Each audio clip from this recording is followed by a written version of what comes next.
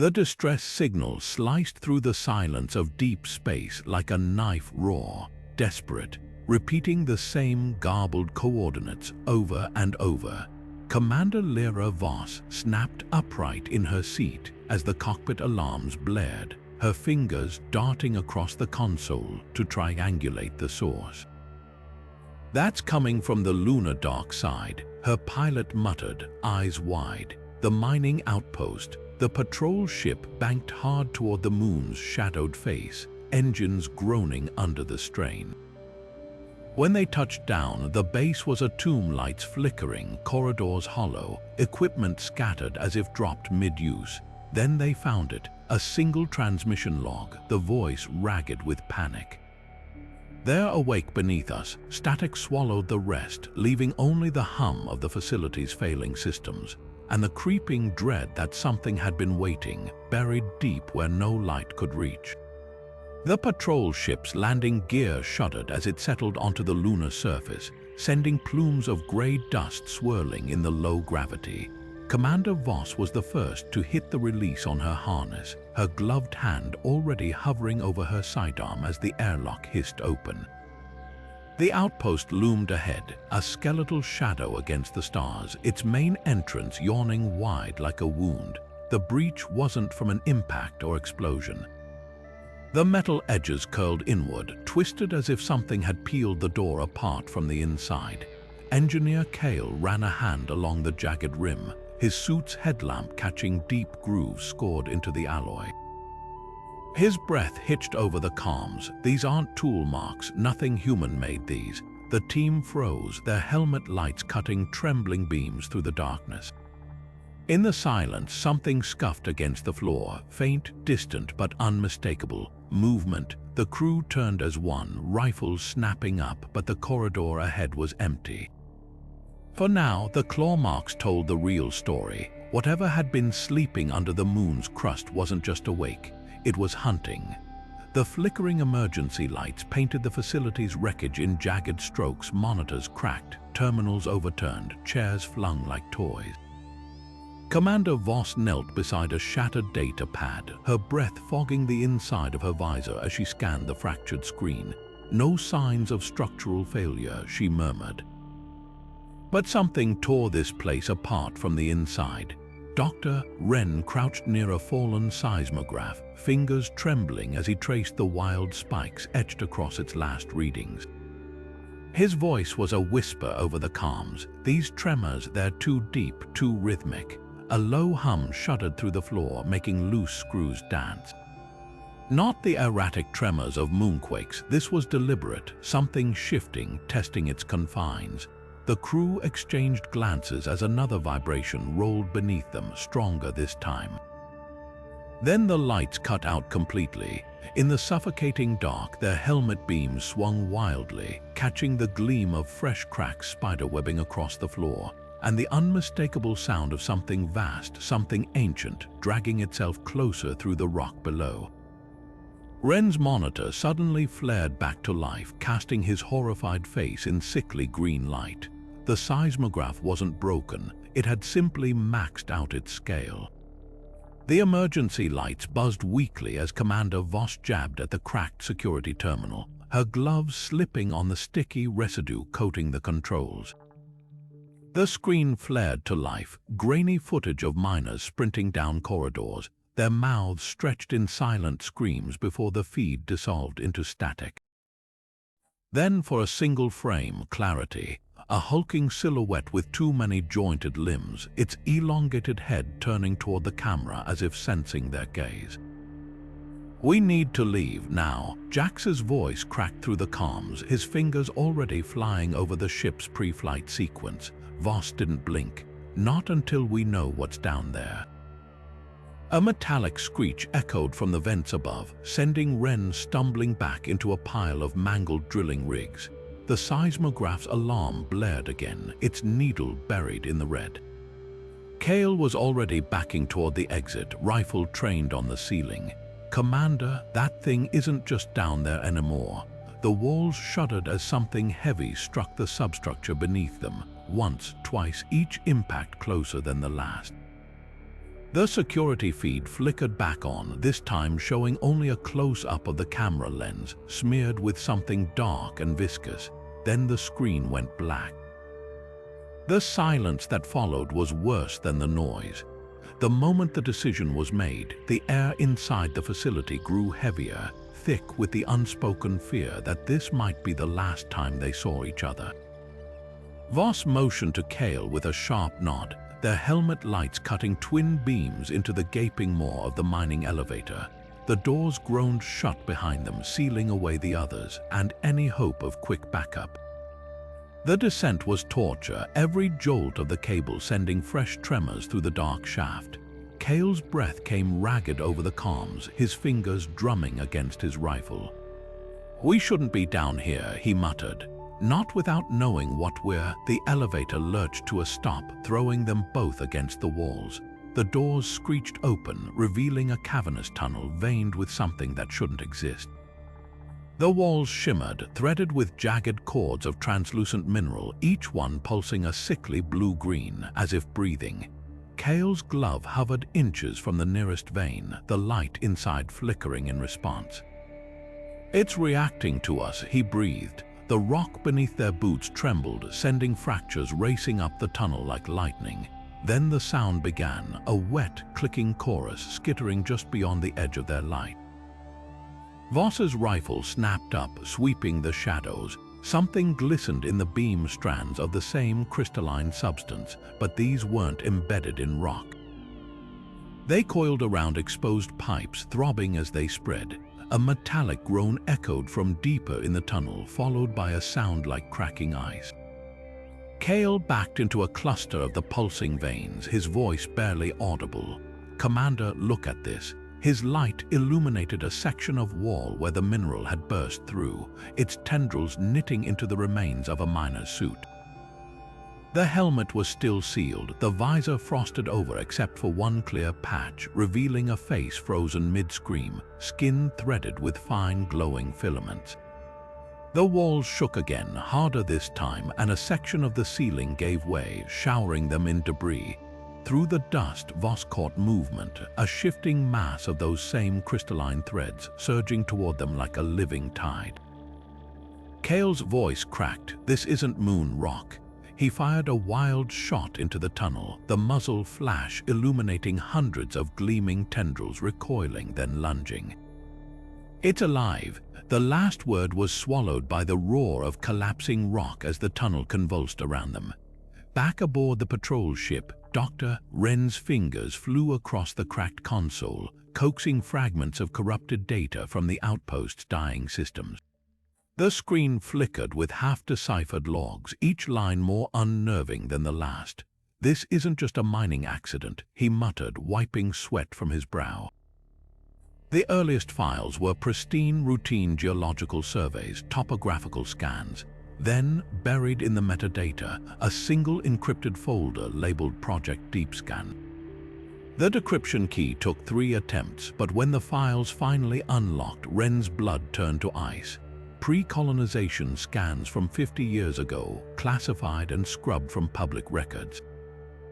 The images were grainy but unmistakable, vast geometric shadows woven into the moon's mantle clustered beneath this very region, no natural formations. No tectonic patterns, just perfect repeating angles architecture. The final entry was a voice log, the scientist's voice frayed with terror. "We thought they were dormant. We were wrong." The drills woke them, there a shuddering inhale, adapting. The timestamp matched the first seismic anomalies reported by the outpost. Wren's hands shook as he pulled up the latest readings. The activity wasn't random. It was spreading, branching toward the surface in deliberate, spiraling paths. He zoomed in on a thermal overlay, the screen blooming with heat signatures where none should exist. Not molten rock, not machinery, something moving. Thriving, his breath caught as a new alert flashed, a structural integrity warning from the lower tunnels, the exact coordinates Voss and Cale had descended to. The last line of the ancient log burned in his vision. "They were waiting for us." Outside the ship's viewport, the moon's surface lay still and silent. But beneath it, something stirred. A distant screech tore through the tunnel's high-pitched guttural, like metal shearing through bone. Voss barely had time to grab Cale's sleeve before they were running, boots skidding on the pulsing mineral veins that now covered the floor. The elevator door loomed ahead, its dim light a fragile beacon. Cale slammed his palm against the call button, his helmet's reflection warped in the dented metal. "Move, move!" The doors shuddered open, and they threw themselves inside just as the screech came again, closer this time, followed by a wet, rippling sound from the tunnel behind them. Voss punched the ascent command, but the elevator gave a sickening lurch. Lights flickered. A grinding noise erupted from the shaft above, and the floor tilted beneath them. It stuck. Cale breathed, rifle trained on the doors. Then they heard the scrape of something massive dragging against the shaft walls, ascending faster than any machine should. The ceiling panel above them buckled inward, dust sifting down like grim snowfall. Cale's light caught the distortion first, the metal seams twisting, bending outward as if pushed by invisible hands. "It's not just in the tunnels," Voss whispered. The realization hit them both at once. Whatever was down there hadn't just woken up, it had learned the facility's layout. It knew where they were, and now, as the scraping reached the level just below them, the elevator's emergency lights flared red. The power was failing. The last thing they heard before the darkness swallowed them whole was the sound of something tapping methodical, patient against the outer hatch. Jax's fingers flew across the control panel, sweat beading under his collar as he ripped open the maintenance hatch beneath the console. Wires spilled out like gutted veins, and he jammed his multi-tool into the circuitry, teeth gritted. Manual override in 3, 2. The ship's AI screeched a protest, screens flashing crimson errors, then the entire system stuttered. For one heart-stopping second, the light stabilized. Then the main display erupted in glyphs, jagged and pulsing, the characters shifting like liquid. Ren staggered back from his own station, eyes wide. "That's not a glitch," he whispered. The symbols weren't just unfamiliar. They were reacting, rearranging themselves into new configurations as if something were typing back. The overhead lights throbbed in time, casting long shadows that slithered across the walls. Jax recoiled as the console spat sparks, the glyphs now forming a perfect spiral, the same pattern they'd seen in the seismic scans. Ren's monitor blinked to life beside him, displaying a live feed from the lower tunnels. The image was grainy, distorted, but unmistakable. The crystalline veins had clustered into dense, sinewy knots, pulsing faster as the alien script scrolled across Jax's screen. "It's not the system failing," Ren breathed. "It's learning us." A deafening hum shook the control room, and every terminal flared white-hot with the same impossible message, etching itself into their retinas before the screens shattered in unison. Somewhere deep below, something laughed. The maintenance hatch groaned as Voss wedged a pry bar into the seam, the metal protesting until it gave way with a shriek. The stale air that rushed out carried a scent that made her gag, something between ozone and rotting meat, thick enough to taste even through her helmet filters. Cale swept his rifle light into the darkness, the beam slicing through swirling dust to reveal a cavern that shouldn't exist. The walls weren't rock. They were veins thick, pulsating strands of that same eerie blue-green crystal, throbbing like 1,000 synchronized heartbeats, but it was the floor that made Cale's breath hitch. Scattered between the glowing tendrils were bones, not animal, not human.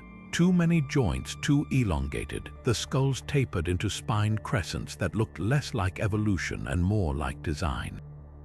Cale's boot nudged one of the skeletal fragments, sending it skittering across the mineral-crusted ground with a sound like chimes. "How long have they been here?" His voice was barely audible over the hum vibrating through the cavern, a low, dissonant chord that seemed to emanate from the walls themselves. Voss crouched beside a particularly large cluster of remains, her glove brushing away layers of crystalline growth to reveal a femur fused with the mineral part fossil, part something else entirely. The fusion wasn't accidental. The filaments had grown deliberately, weaving through the bone in intricate patterns as if studying it or repurposing it. A sharp crack echoed from deeper in the cavern, and their light swung in unison toward the sound. One of the larger crystal formations was splintering, fractures racing across its surface like spiderwebs. Inside, something dark and coiled shifted, its silhouette pressing against the translucent shell. Cale's rifle snapped up, but Voss grabbed his arm. "Don't. It'll hear the shot." The thing inside the crystal stilled, as if listening. Then, slowly, one elongated limb uncurled, its too many digits splaying against the inner wall of its prison. Waiting, testing, the realization settled over them like a weight. The cavern wasn't a tomb, it was a hive, and the fractures spreading across every glowing vein weren't signs of decay. They were birth cracks. Wren's fingers trembled as she isolated the signal patterns on her screen, the data streams weaving into a pulsating web of connections. Each thread of the crystalline network pulsed in perfect synchronicity, transmitting not just energy but information. Her breath fogged the visor as she traced the paths. "It's not just growing," she whispered, "it's thinking." The realization hit like a pressure wave. The veins weren't random formations. They branched like dendrites, every glowing strand a conduit for something vast and ancient, relaying messages deeper than their scanners could reach.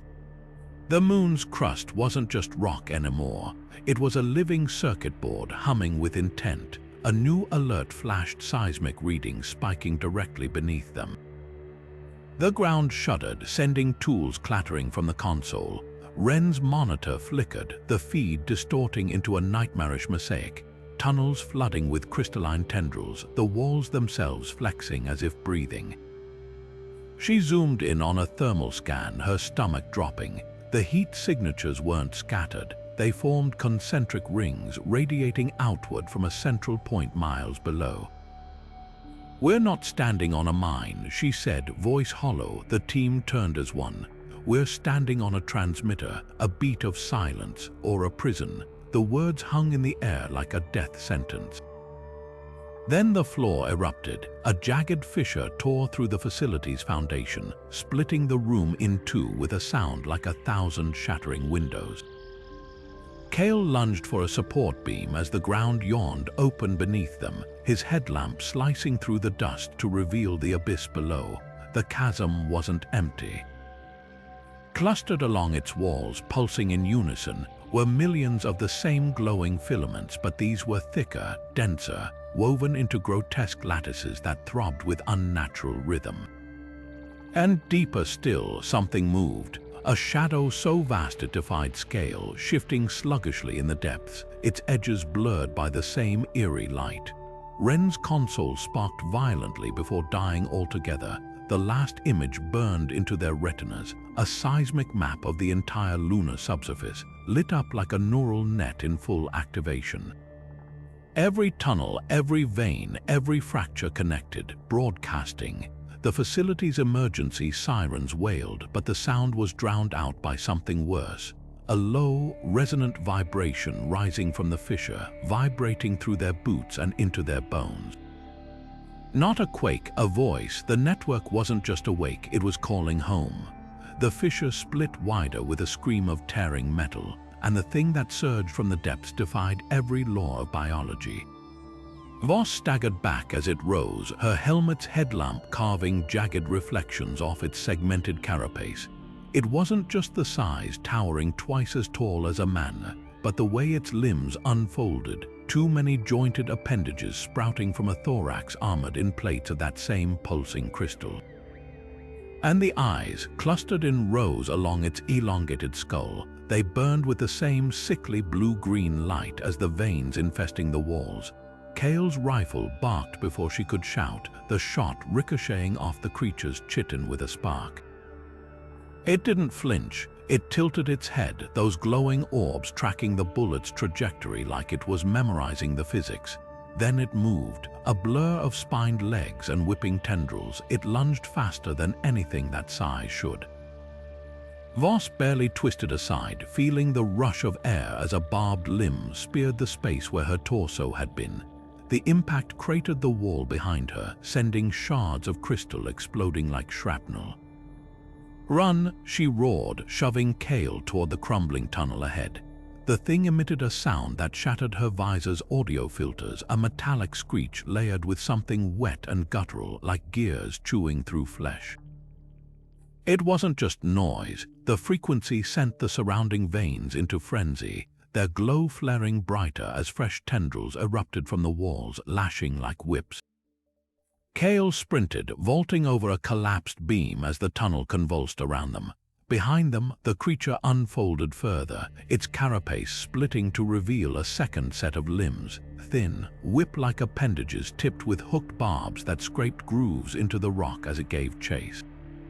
Voss risked a glance back and wished she hadn't. The thing wasn't just following, it was herding them, driving them deeper into the collapsing labyrinth with calculated swipes, its movements too precise for instinct alone. Every turn they took, every barrier they dodged, it anticipated, adapted. Then the floor vanished beneath her. One moment she was running, the next her boots skidded over empty air as the tunnel dissolved into a vertical shaft. She caught the edge with one glove, her arm wrenching in its socket as her body swung into the abyss. Above her, the creature loomed at the precipice, those countless eyes flickering in erratic patterns.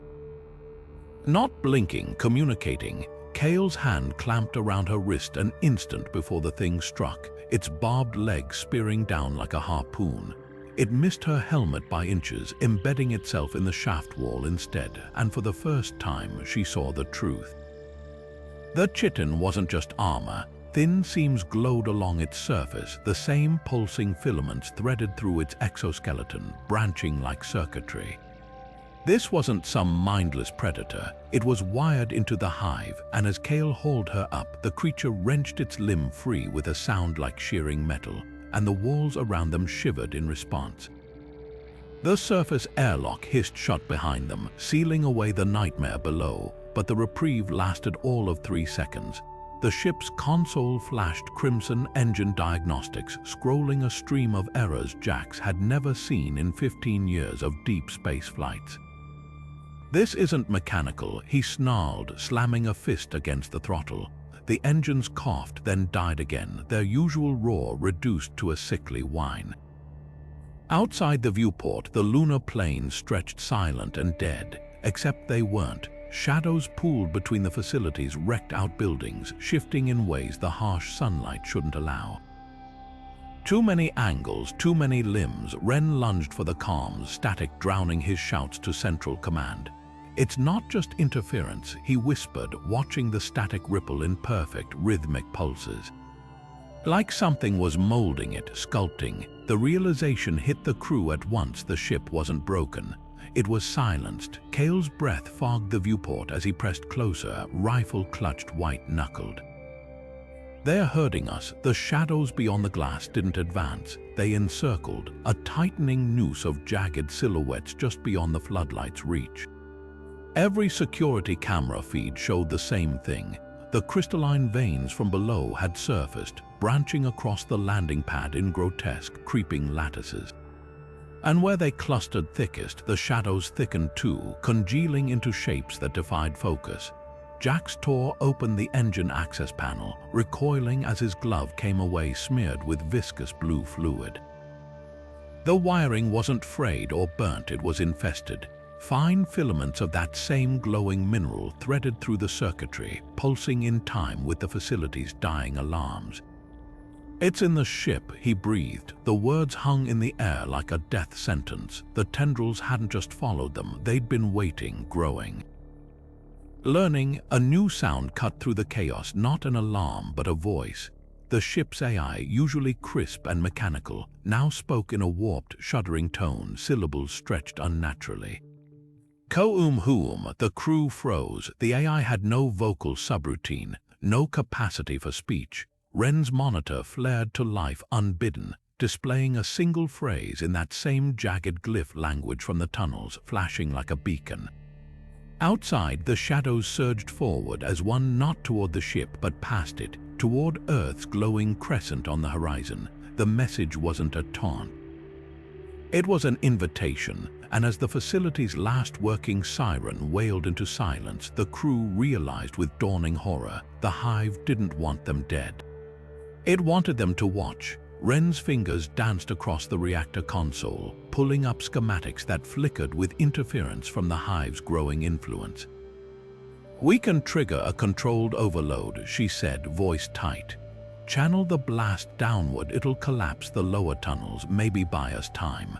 The console screen fractured as she spoke, alien glyphs bleeding through the display like ink in water. Kale slammed his fist against the panel, making sparks skitter across the floor. "That's a fusion core. Wren, you'll vaporize half the outpost." His helmet's reflection showed the corridor behind them, shadows elongating, walls trembling as something heavy pounded against the blast doors. The metal groaned inward, rivets popping like gunfire. Voss didn't look away from the deteriorating door. "Do it." Her voice was eerily calm, gloved hand already priming her sidearm. "Look around, Kale, we're already dead." The overhead light stuttered, revealing fresh cracks spiderwebbing across the ceiling, and the unmistakable glow of crystalline filaments threading through them. Wren's hands hesitated for half a heartbeat. Then she input the sequence, each keystroke echoing like a death knell. The reactor's hum shifted, deepening into a growl that vibrated through their boots. Warning klaxons wailed, their cadence syncopated with the pounding on the doors. Kale grabbed Wren's shoulder. "How long?" 90 seconds to critical. "Maybe." The console screen shattered entirely, the glass erupting outward as if pushed from within. Behind them, the blast door buckled with a shriek of shearing metal, and then it wasn't just noise. A segmented limb, glistening with viscous blue fluid, wrenched through the gap, its hooked talons scoring deep into the floor plating. Voss fired 3 rounds into the widening breach. The thing didn't scream, it clicked, a sound that resonated through their helmets like teeth on bone. The walls answered. Dozens of identical clicks reverberated through the facility, a chorus rising from every air duct, every maintenance shaft. Wren's monitor flashed the final countdown, 30 seconds, as the first creature fully emerged, its too many eyes locking onto them with terrifying focus. The realization hit them all at once. The diversion wasn't for escape. The hive didn't care about collapsed tunnels. This was a message, a demonstration. And as the reactor's whine reached a fever pitch, the blast doors exploded inward. The explosion tore through the lunar surface with a force that sent shockwaves rippling across the dead plains, collapsing tunnels in a chain reaction of grinding rock and billowing dust. Inside the shuddering patrol ship, Wren clutched the console as the facility's last structural supports gave way on the monitors, the feed cutting to static just as the first creature breached the reactor chamber. For a moment, there was only the ragged sound of the crew's breathing. Then the alarms died too, leaving an eerie silence thicker than the vacuum outside. Kale was the first to move, slumping against the viewport, his reflection gaunt in the glass. "We did it. It's over." His voice lacked conviction. Wren didn't look up from her screen. The blast had triggered a cascade of seismic readings, the data scrolling too fast to follow except for one pattern. The tremors weren't dissipating. They were traveling, pulsing downward in perfect, rhythmic intervals like sonar pings. Her breath caught as she isolated the signal, her fingers trembling over the keys. No, the word was barely audible. "It's not over." The crew turned as her screen resolved into a cross-section of the moon's crust, and the image stole the air from the room. The explosion had shattered the upper tunnels, yes, but deeper, far deeper, the scan revealed a network of caverns so vast they dwarfed the facility's maps. "And the walls, those aren't natural formations," Jax whispered, leaning in. Wren zoomed in, the enhanced image revealing geometric patterns etched into the rock, angles too precise, curves too uniform. The entire substructure was constructed, a labyrinth of chambers radiating outward from a central void. A void that now pulsed with the same eerie glow as the crystalline veins. Voss reached for the screen, her glove hovering over the central anomaly. "It's a shell." The realization settled over them like a weight. the moon isn't just hollow. It's a container. Ren's voice was hollow, and we just cracked it open. The monitors flickered again, this time displaying something new. A signal, faint but unmistakable, emanating from the depths. Not random noise, not seismic activity, a transmission. Jax's hands froze over the comms array. It's repeating. The waveform scrolled across the screen, the pattern resolving into pulses long, short, long, a sequence looping every 11 seconds. Kale's jaw tightened. Morse. Ren shook her head. Older. The truth hit them in unison. The explosion hadn't killed the hive, it had amplified the signal. Whatever slept in the moon's heart wasn't just awake now, it was calling out, and as the crew watched, the first response flickered across the comms. A distant echo from the direction of Mars, its waveform a perfect match. The silence that followed was shattered by the proximity alarm. Outside the viewport, the lunar surface twitched, not a quake, a contraction. The entire plane between the ship and the ruins of the facility rippled, the regolith shifting like skin over muscle. Ren's console beeped once, the screen flashing a single line of text, a final log from the facility's dying AI, time-stamped mere seconds before the blast. They weren't dormant. They were waiting. The ship's engines chose that moment to sputter back to life, the controls responding as if freed from some unseen grip. No one moved to take the helm. Ahead, the Earth hung serene against the black, blue and green, and utterly unaware. While beneath them, the moon began to stir. The escape pod's hatch groaned as Voss wrenched it open, its rusted hinges protesting after years of disuse.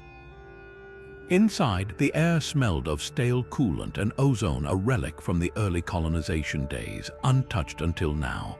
Jax dove for the control panel, his fingers flying across cracked switches as the ship's corridor behind them erupted in a chorus of skittering clicks. The creatures weren't just chasing them anymore, they were predicting. Kale's rifle barked, the muzzle flash illuminating the hallway in strobing bursts. Shadows writhed just beyond the light, their movements too fluid, too coordinated. They're flanking, he shouted, backing into the pod. A tendril lashed out from the ceiling vent, snaking around his ankle, but not to pull. It pulsed, sending a jolt of blue current through his suit.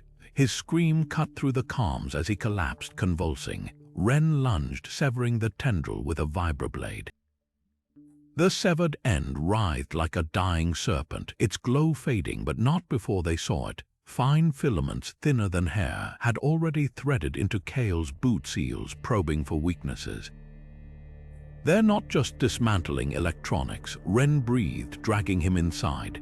They're reverse engineering us. The pod's console flared to life as Jax bypassed the dead primary systems, his hands shaking. 30 seconds to ignition, he rasped. The overhead light flickered, casting jagged shadows across his face. Outside, the creature's clicks synchronized, a horrifying cadence like code compiling. Then the nearest wall panel exploded inward. A creature unfolded itself from the wreckage, its carapace glistening with fresh mutations. Jagged spines now bristled along its limbs, their tips crackling with the same blue energy that had felled Kale. Worse, its forelimbs ended in grotesque, tool-like appendages, crude imitations of human hands, complete with opposable claws. Voss fired point blank. The creature staggered but didn't fall. Instead, it tilted its head, those glowing eyes tracking the weapon's muzzle with something horribly like understanding. Then it raised its own limb, and the claws rearranged themselves, forming a twisted mockery of her sidearm's shape. Jax's voice was raw with terror. Launch now. The pod's thrusters roared to life, the sudden acceleration slamming the hatch shut mere inches from the creature's reaching talons. For a breathless moment, there was only the whine of engines and Kale's ragged breathing. Then the comms crackled with a sound that turned their blood to ice, not clicks, not static, but a garbled voice pieced together from stolen transmission fragments. Run, it whispered, the syllables stretched and fractured. We seed you. The pod shuddered as something heavy struck the hull once, twice, then fell away as they breached the exosphere. On the rear camera feed, the lunar surface shuddered too, the regolith rippling like water as something vast stirred beneath. The creatures hadn't just adapted to their technology. They'd learned to speak, and as the pod hurtled toward Earth, the crew realized with dawning horror that the hive's final lesson wasn't meant for them. It was a rehearsal. Voss didn't hesitate. The moment the pod's engines flared to life, she lunged for the manual release lever, her gloves squealing against the rusted metal. The emergency lights painted her face in fractured crimson as she threw her weight into the mechanism, once, twice, until the docking clamps groaned loose. Through the viewport, Cale's reflection mouthed something she couldn't hear over the shuddering roar of thrusters, his palms pressed against the glass like a man already grieving. She met his stare without flinching, the creature's talons scoring the bulkhead inches from her neck. Her last words weren't heroic, they were quiet. Measured, a technician's final report, tell Earth not to dig too deep. The doors sealed with a hydraulic hiss, cutting off Cale's scream as the pod rocketed into the void. Alone now, Voss spun toward the control panel, not to flee, but to buy time. The facility shook around her, conduits bursting in sprays of sparks as the hive's tendrils breached the reactor housing. She could see them in the flickering emergency strobes, not just the creatures, but the walls themselves weeping that same luminous fluid, the alloy dissolving where it touched. The central monitor flickered, displaying the pod's trajectory in jagged green lines. Safe for now, a wet, clicking chorus echoed from the ventilation shafts. Close, too close, Voss exhaled slowly, her fingers dancing across the console's dying interface. The reactor's containment protocols were already failing, their safeguards were written by whatever intelligence pulsed beneath the moon's crust. But there were older systems, cruder ones. She found the lever beneath a layer of frost, the manual override for the magnetic containment field. No safeguards. No delays, just raw, unfiltered destruction. The first creature emerged fully as she gripped the handle, its too many eyes locking onto hers with chilling focus. This close, she could see the filaments threading through its carapace, not parasitic but symbiotic. The thing wasn't just using the crystal, it was part of it. Voss smiled, pulled. The last thing she heard wasn't the reactor's death knell. It was the hive's shriek, not of pain but recognition. As the world dissolved into white-hot fury, the monitor's dying pixels flared with one final transmission. Not from the pod, not from Earth, from somewhere beyond Mars, and the message wasn't in code. It was a name, hers. The pod tumbled through the void, its interior bathed in the cold glow of emergency lights as Cale pressed his forehead to the viewport. Behind them, the moon's surface moved, not in quakes or fractures, but in slow, undulating waves, the regolith bending like skin over something stirring beneath. Wren's fingers trembled over the comms panel, static resolving into something worse, not silence but voices. Fragmented distress calls from Mars, Europa, even the orbital stations near Earth, all repeating the same frantic refrain. Tremors everywhere, tremors. Jax's breath fogged the glass as he leaned closer, his reflection warped by the curve of the pod. "It's not just the moon," he whispered. The realization hit like a decompression. The hive's signal hadn't been a distress call, it was a trigger. Cale's glove smeared the condensation as he pointed to the scanner. The readout wasn't showing seismic activity anymore. It was mapping something else, patterns. Perfectly synchronized vibrations pulsing through the solar system, each one timed to the moon's convulsions. Wren zoomed in on Earth's largest colony, their feed glitching with interference. The ground there wasn't shaking randomly. It was breathing, the soil rising and falling in time with the lunar waves. A new alert blared, a proximity warning, not for debris, not for ships, for mass. The pod sensors painted it in jagged red lines, something vast displacing the darkness behind them, eclipsing the stars. Not a shape, a presence. Cale's hand found Jax's shoulder, his grip tight enough to bruise. "They weren't waiting for us," he said, voice hollow. "They were waiting for this." The comms crackled again, this time with a voice none of them recognized, smooth, synthetic, and utterly inhuman. It spoke in perfect, unaccented English.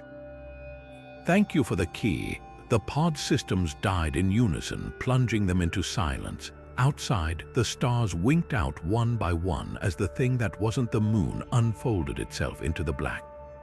The pod's docking clamps locked onto the freighter's airlock with a bone-rattling thud, the impact sending Jax stumbling into Ren as they scrambled for balance.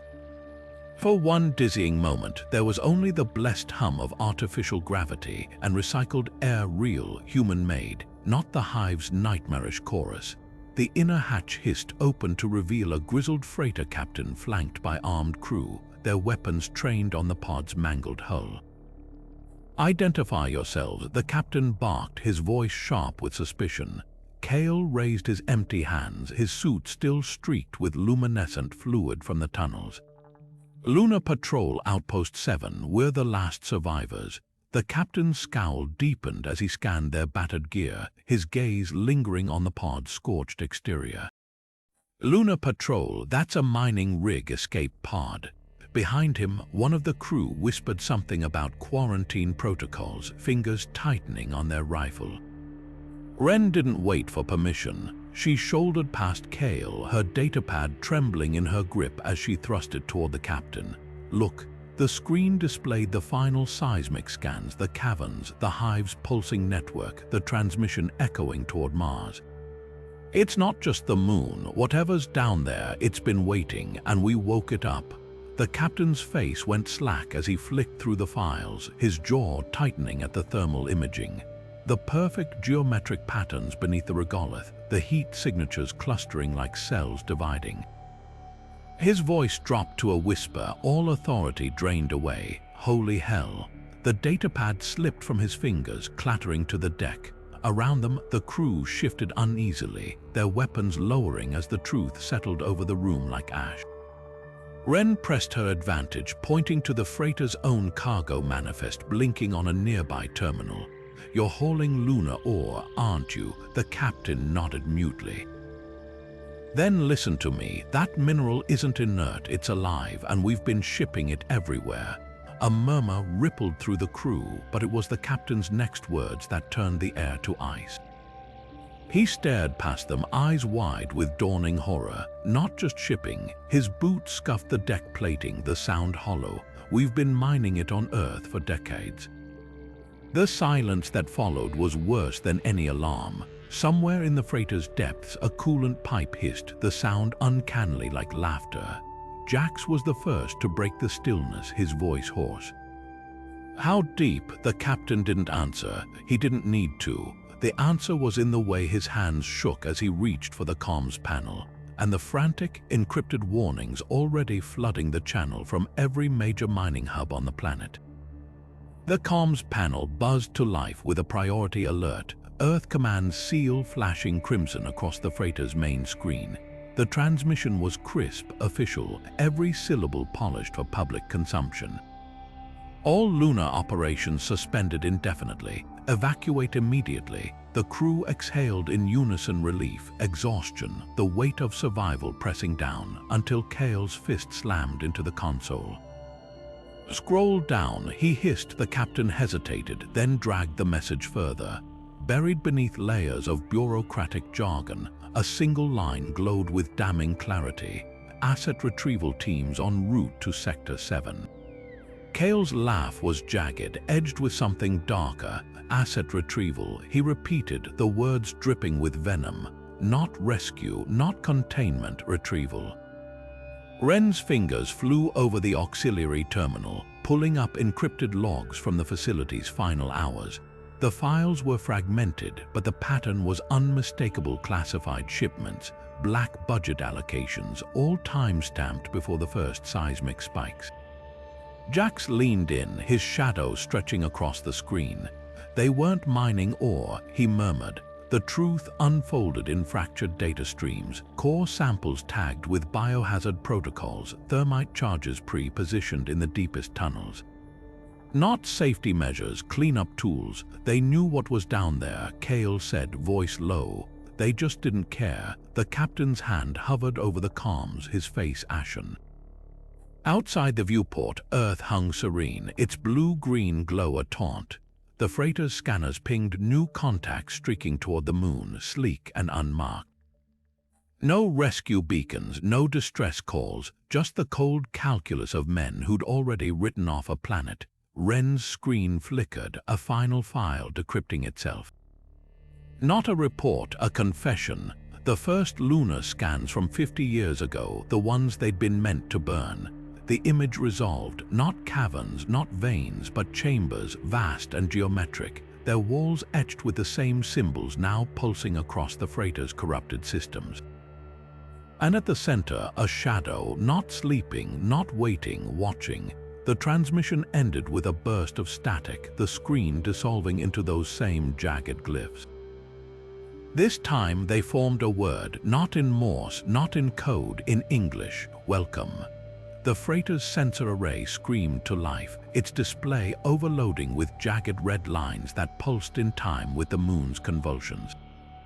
Ren's fingers flew across the console, filtering out the noise until the pattern emerged, not random energy spikes, but precise, rhythmic surges emanating from the deepest chambers of the lunar core. The crew clustered around the screen, their breath fogging the glass as the data resolved into something worse than chaos. Order, purpose. It's not an earthquake, Ren whispered. The words hung in the air like a verdict. On the display, the energy signatures formed concentric rings, radiating outward from the central void in perfect synchronization. Each pulse sent fresh tremors through the moon's crust, but the destruction wasn't collateral damage. It was excavation. They're digging, Jax murmured, his knuckles whitening around the edge of the console. No, Ren corrected, her voice hollow. They're building. A new alert blared, the comms system seizing control of the speakers, flooding the bridge with static-laced transmissions from across the solar system. Mars, Europa, even the asteroid belt, every channel carried the same frantic reports. Seismic anomalies where none should exist, energy signatures mirroring the moon's, structures emerging from bedrock like tumors. The captain's hand trembled as he isolated a signal from Europa station. The voice was garbled, half swallowed by interference, but two words cut through clear as ice. "They're here." Kale lunged for the long-range scanner, his fingers stabbing at the controls until the screen zoomed in on the lunar surface. The image shuddered, obscured by dust and distortion, but the outline was unmistakable. A spire, jagged and glistening, erupting from the ruins of the facility. Not stone, not metal, something organic, its surface veined with the same pulsing filaments that had infested the tunnels, and it was growing. Ren's console beeped once, a single line of text scrolling across the display. Not an alert, a translation. The hive's signal had finally decrypted itself, its message looping on every screen in the system. 3 words, 3 impossible words. "We are home." The freighter's lights flickered, then failed entirely, plunging them into darkness save for the lunar feed still glowing on the viewscreen. The spire pulsed once, twice, then detonated in a silent burst of blue-white light. Not an explosion, a transmission. The beam lanced into the void, aimed unerringly at a point beyond the asteroid belt. Somewhere in the black, something answered. Jax's voice was barely audible over the rising hum of the freighter's corrupted systems. "That's no beacon." Outside the viewport, the stars began to blink out one by one as something vast and hungry stirred in the dark. Kale's grip on the captain's arm tightened as the freighter's engines hummed around them, the vibration creeping up through the deck plates like a warning. "You heard those transmissions. This isn't just about the moon anymore," he snarled, his voice raw. The captain's jaw clenched, his gaze flicking to the armed crew circling them. "Our orders are clear. No outgoing signals, containment protocol." A murmur rippled through the room, half the crew shifting uneasily, their rifles lowering an inch. Ren stepped forward, her datapad thrust into the light. Containment's already failed. The screen showed live feeds from a dozen off-world colonies, each flickering with the same nightmare, spires of jagged crystal erupting from bedrock, pulsing in unison with the lunar transmission. Jax didn't wait for permission. He was already at the comms console, his fingers dancing across the controls, bypassing encryption with ruthless efficiency. They're jamming every channel, he muttered, sweat beading on his forehead as error messages flooded the screen. But they didn't account for old freighters like this. A shadow crossed the captain's face, not anger, but something darker, resignation. "You'll get us all court-martialed." Kale's laugh was sharp, brittle. "You think that matters now?" Outside the viewport, Earth's glow seemed dimmer, the blue-green marred by tendrils of unnatural light weaving through the upper atmosphere. The freighter's AI chimed, its voice too calm. Proximity alert, unidentified vessel approaching. Jax didn't look up. 30 seconds. The screen flickered, then stabilized, a single open channel blinking green. Wren's breath hitched. "They'll trace this." Kale's hand closed over the transmit button. "Let them." The captain moved too late. Kale's voice echoed across the bridge, steady and clear, cutting through the static like a blade. "This is Lunar Patrol Outpost 7. If you're receiving this, evacuate immediately. Do not trust orbital security. Do not trust your governments." The AI's warning blared again, closer now, but Jax was already rerouting power, his grin feral as the freighter's thrusters roared to life. "Hold onto something," he called over the shuddering deck. The ship veered hard, Earth's gravity well reaching for them like a siren's call. The last thing the crew heard before the jamming signal shattered the comms wasn't static. It wasn't orders, it was 1,000 other voices, fractured and desperate, flooding the channel with the same plea. "They're in the ore, they're in the..." Then silence. The freighter hurtled toward the planet, its hull groaning under the strain, its cargo hold full of glowing, pulsing stone. Their broadcast flickered across every screen in the system, raw footage of the creatures, the pulsing caverns, the impossible architecture beneath the moon's crust, for exactly 12 seconds before the signal dissolved into static. Wren's hands froze over the console as the interference resolved into a new transmission, crisp and clinical, utterly devoid of humanity. "Containment breach unacceptable." The words hung in the air like a guillotine's fall. "Initiate protocol black," then silence, not the empty silence of dead air, but the weighted pause of a trigger pulled. Jax was the first to react, his fingers flying over the navigation panel. "They're jamming us full spectrum." The freighter's light stuttered, the holographic displays fracturing into jagged pixels that refused to reassemble. Outside the viewport, the stars winked out one by one, eclipsed by something far worse than interference shapes, sleek and angular, sliding into formation around them. Not rescue ships, not military. The Black Ops vessels bore no markings, no insignia, just matte hulls that drank in the light. Kale's breath fogged the glass as he pressed closer, his reflection warped by the curve of the viewport. "They're not here to shut us up." His voice was eerily calm. "They're here to burn the evidence." The lead ship's weapons array hummed to life, its targeting lasers painting the freighter's hull in intersecting scarlet lines. No warning, no hails. Wren's console beeped once, a single line of encrypted text scrolling across the dying display. Not from command, not from the hive. From Voss's suit recorder, still transmitting from the lunar ruins. The feed was grainy, distorted, but the image was unmistakable. A facility elevator shaft, its walls threaded with glowing veins, and at its base a door. Not broken, not sealed, open. The timestamp matched the moment the creatures first breached the reactor. The caption beneath it was a single word, repeated in every known language: "Run." The proximity alarm screamed. The Black Ops ships opened fire, and as the freighter's hull buckled under the barrage, the crew realized with dawning horror that Protocol Black wasn't just about silencing them. It was about erasing every trace of what they'd awakened, even if it meant scorching the moon to ash. Somewhere in the void, the hive's signal pulsed on, untouched by the destruction.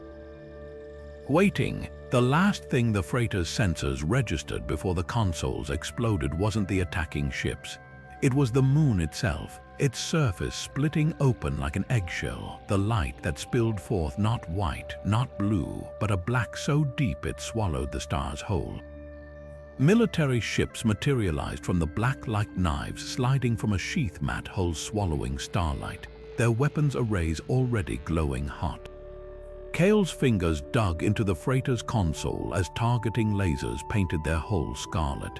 They're not just here to silence us, he spat, the ship shuddering under the first volley.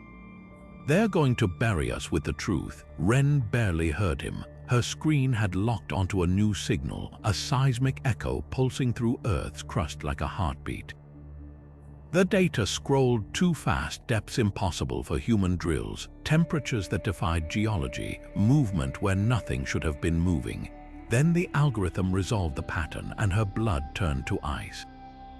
Subject 0 has reached the mantle. Her voice cracked on the last word. The crew turned as one, their faces washed in the sickly glow of her screen.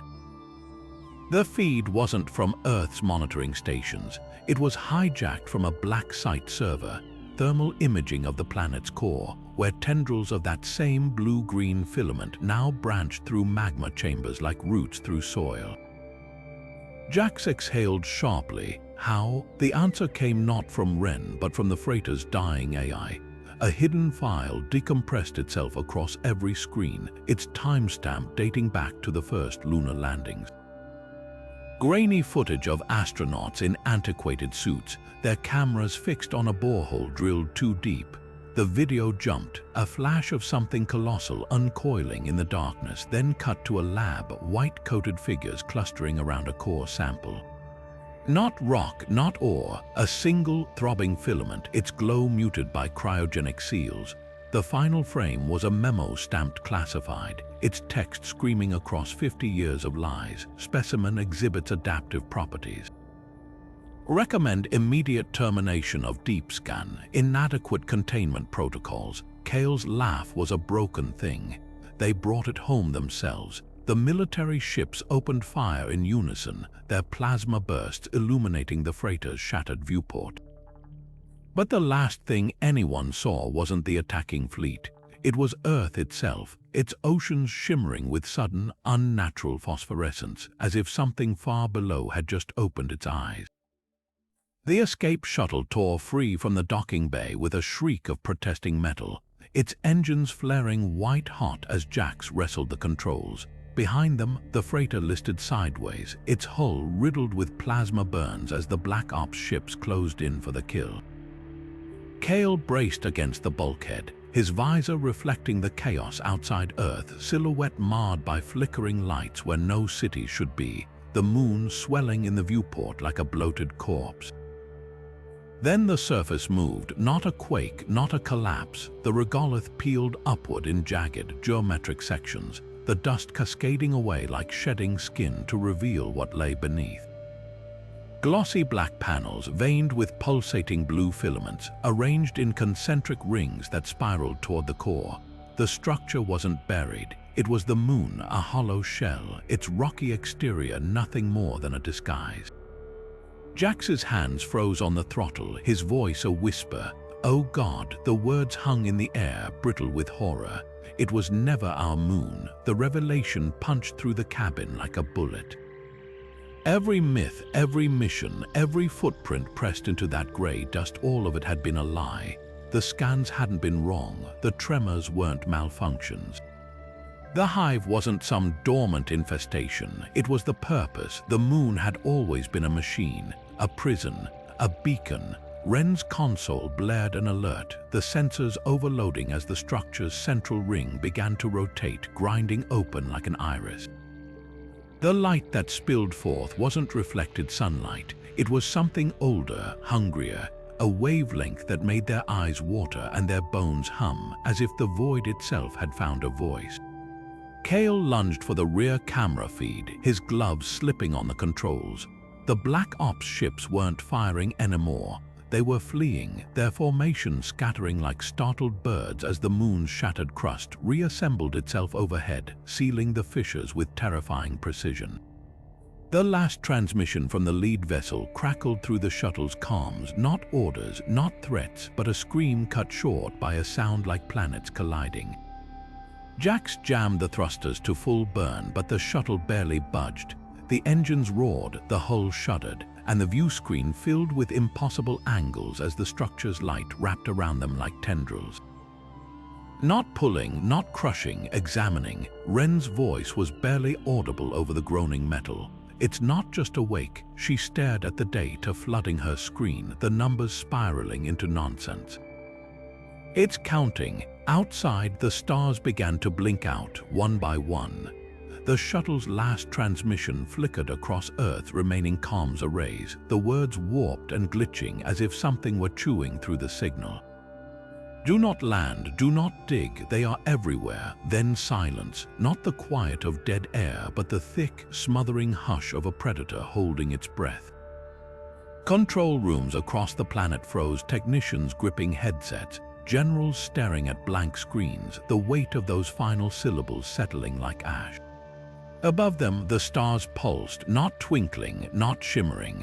A slow, deliberate rhythm, like eyelids closing over something vast and awake. Telescopes trained on the moon captured the first concrete proof as the dust cleared, its surface no longer gray, but laced with veins of that same impossible blue-green light, branching across craters and plains like circuitry. The structures weren't emerging. They were unfolding, the lunar crust peeling back in geometric sections to reveal the machinery beneath.